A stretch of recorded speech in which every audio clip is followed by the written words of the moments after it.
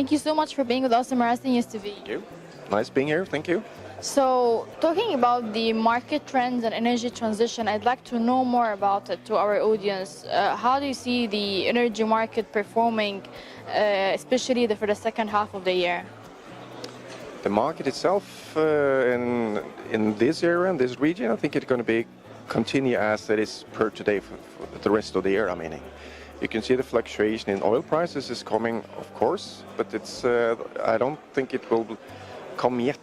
We'll have a kind of, when they solve the logistical challenges in the Permian Basin in the US, it can have an influence. But as per today, I think we're going to have a stable oil price, considering the situation today, geopolitically and so on, at least for a year, I would guess. Speaking in particular about the energy market, from your perspective, what are the current market dynamics, and are there any positive remarks? I think the market dynamics itself, well, you can say the world, as I said, will need more energy, and I think for the short term that will be based on oil and gas especially. Yes, it will have a kind of transition which will come, and in a way, according to the United Nations, needs to come, but I think the oil production itself will continue at these levels for at least 10 more years. After the oil prices had more than $80 per barrel recently during last August, do you think this is going to reflect positively on the offshore markets? In a way, yes, it will, but it's not in the short term. It has a little bit more long-term effect, because you can see the oil majors, they are now making money. They never ever made so much money as they do today. But they're really cost cautious, meaning capex and opex, so they will be a little bit slow in responding, but to more investments.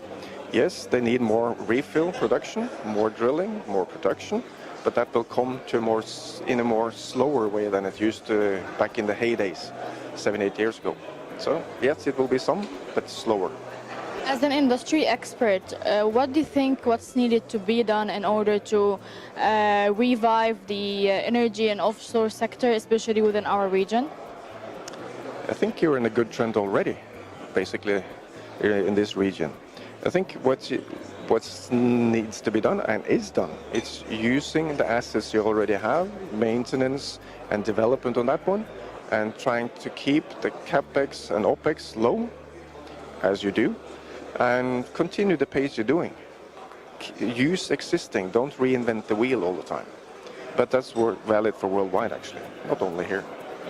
And finally, as DNVGL is one of the leading classification societies that always incorporating the latest technology in all the sectors, just walk me through the latest technology trends that DNVGL is implementing in order to revive and enhance the industry. Basically, we're trying to, everything is now going to be digitalized in one way or another.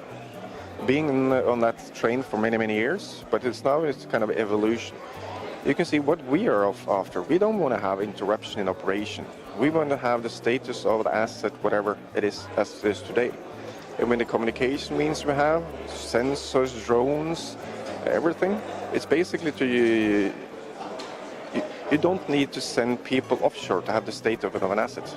You can get to know that by sitting behind a PC. Kind of strange, but yes, it is. So we're trying to move around with the new technology coming, no interference in operation, having new smart ways of doing things, and I think that's going to be a contribution to the industry itself, and a lot of learnings and changing ideas as well, which will help the industry to become more efficient and cost effective.